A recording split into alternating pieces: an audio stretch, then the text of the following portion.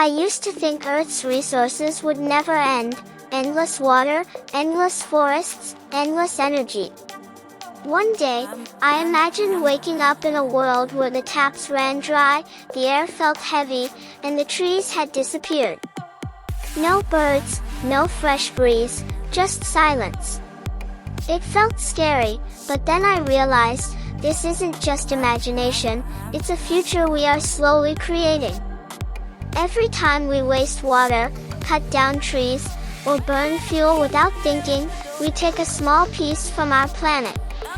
The Earth keeps giving, but it's not unlimited. The real question is, will we realize this before it's too late? So today we will learn about Earth and its resources, so let's start the video without wasting any time. Chapter 7, Earth and its resources. Many of us do not know the importance of natural resources. We hardly ever think about the basic sources of our daily use required items. We obtain these basic materials for making necessary items of life from land, sea, or air. The basic materials that humans get from land, sea, or air are called natural resources. There is no substitute for natural resources.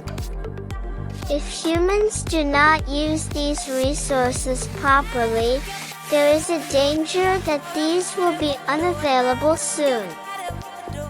Earth and its physical characteristics.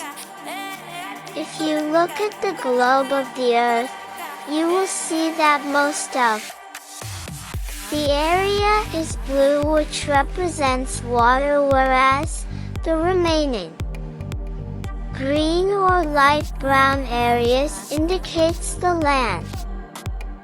The Earth's surface consists of land and water. The Earth is surrounded by air. About 71% of the Earth's surface is covered by water and the remaining 29% is land. Although we do not see air, but it is present everywhere on the Earth. Air is present even in soil and water. Distribution of water on Earth's surface. About 97% of the water present on Earth is in the oceans. The remaining 3% is present in glaciers, rivers, streams, and lakes.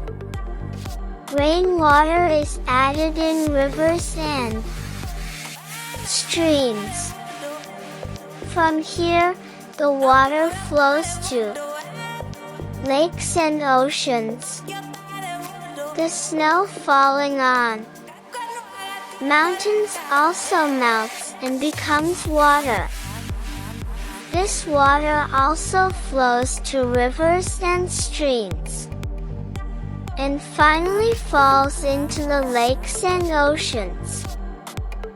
Earth's resources. The Earth is rich in many resources, including water, air, soil, forests, coal, oil, natural gas, and minerals, etc. We use natural resources to make different things in our daily life. The properties of natural resources make them useful for a variety of purposes. For example, clay is used to make bricks and pottery, while sand is commonly used to make buildings and glass. This was today's video. Let me discuss about it resources in next video. So till then, goodbye.